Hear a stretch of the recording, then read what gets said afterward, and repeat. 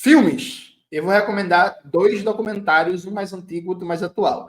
O mais antigo é A Revolução Não Será Televisionada, um clássico do cinema político mundial, que retrata o golpe na Venezuela em 2002, se não me falha a memória, e é um exemplo de como se muda a tal da correlação de forças, né?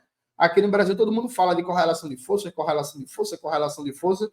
Esse documentário é um exemplo de como é possível, a partir da mobilização popular, da organização da classe trabalhadora e da politização, mudar a tal da correlação de forças. O segundo documentário é Estou Me Guardando para Quando o Carnaval Chegar. Belíssimo, um filme fantástico, que Paty vai colocar já na tela.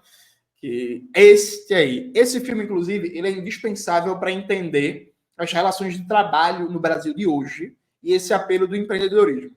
Você quer pensar a mentalidade da classe trabalhadora, da ideia de não ter patrão, de empreender, de fazer meu horário, de não recebo ordem de ninguém, eu sou independente, ninguém manda em mim. Aí você vê a pessoa trabalhando 12 horas por dia, ganhando um salário mínimo, tá fudido. Mas ela reafirma que é melhor assim porque não tem patrão, porque não escuta grito de ninguém, porque não escuta esporro de ninguém, porque não é humilhado por ninguém. Acho que isso é fundamental para pensar a consciência da classe trabalhadora. Livro. A Ordem do Capital, como os economistas inventaram a austeridade e fortaleceram o fascismo, da brilhante economista Clara Mattei, economista italiana. O livro foi lançado pela Boitempo Editorial. É um livro fundamental para entender por que a política econômica tocada pelo Fernando Haddad vai jogar o Brasil no colo da extrema-direita de novo. É isso, viu? O resumo é esse. Vai jogar o Brasil no colo da extrema-direita. De novo.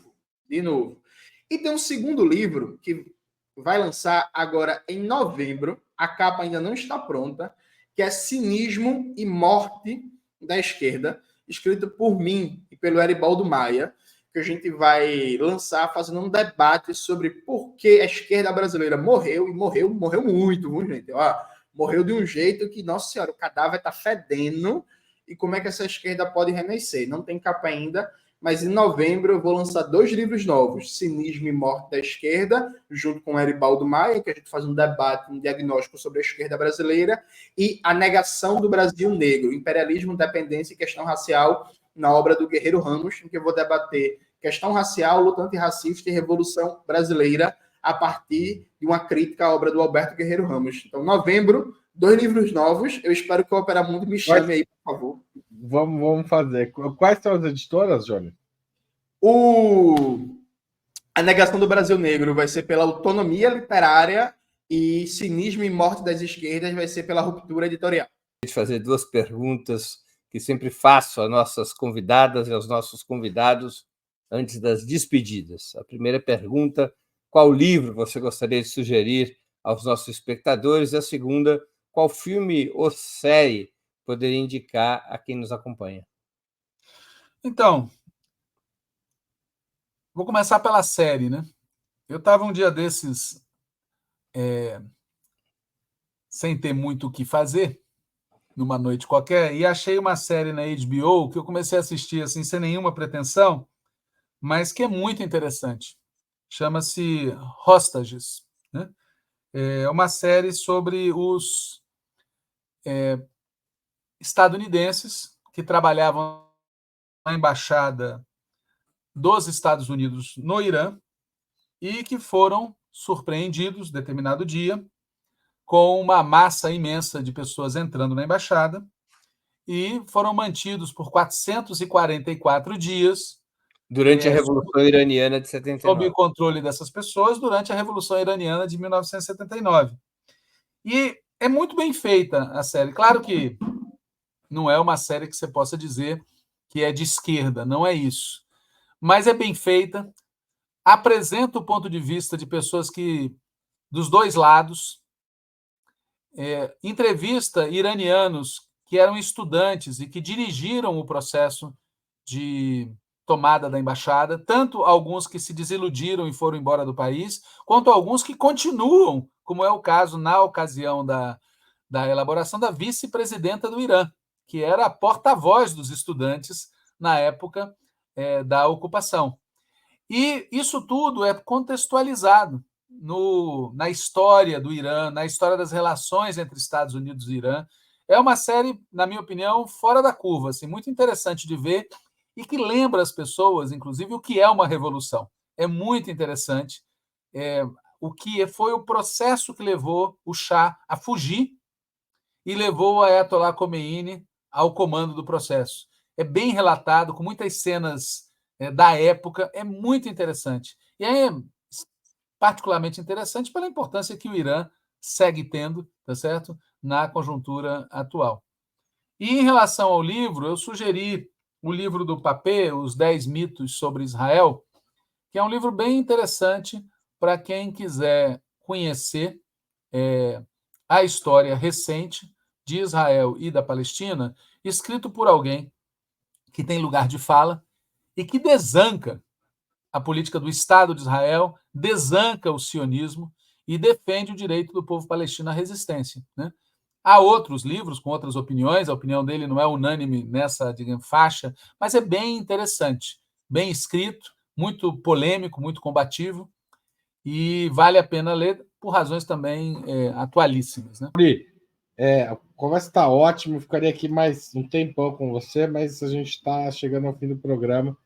Eu queria que você fizesse uma sugestão de livro e filme para os nossos espectadores e espectadoras, aí também para os ouvintes, porque esse programa vai para o podcast. Olha só. Então, quem quiser ouvir a gente, Spotify, Apple Podcast e outras plataformas, também consegue. Muita gente faz isso, então, para eles também vai essas sugestões. Pô, maravilhoso. Bom, o primeiro livro que eu queria indicar é Infocracia, de Byung-Chul Han, é um filósofo sul-coreano.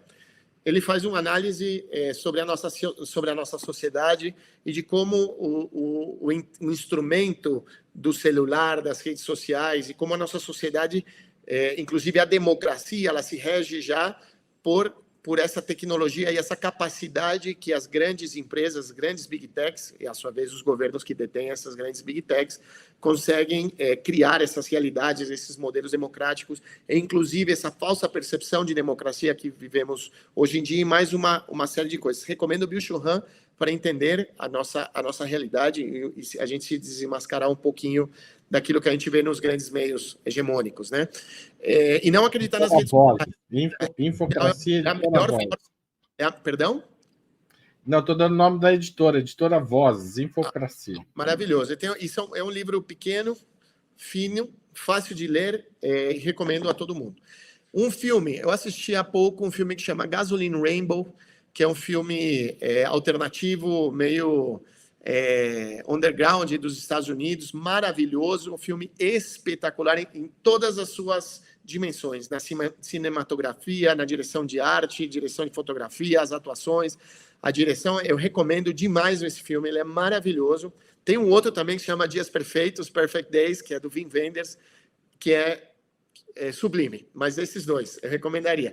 E terceiro, uma série chamada The Americans, que é uma série baseada na vida real, sobre famílias que isso aconteceu realmente. Então, você tinha famílias de americanos vivendo de estadunidenses vivendo nos Estados Unidos, porém essas famílias eram russas, eram soviéticas e eram espias que funcionavam e operavam dentro dos Estados Unidos. Isso aconteceu durante décadas e demorou muito para os Estados Unidos descobrirem essas operações. Então, essa série ela é baseada com as histórias reais, feita ficção com base nessa família. Ela é espetacular, ela ajuda a entender o realpolitik, como funcionam as coisas de verdade, e ao mesmo tempo é um produto de entretenimento muito divertido.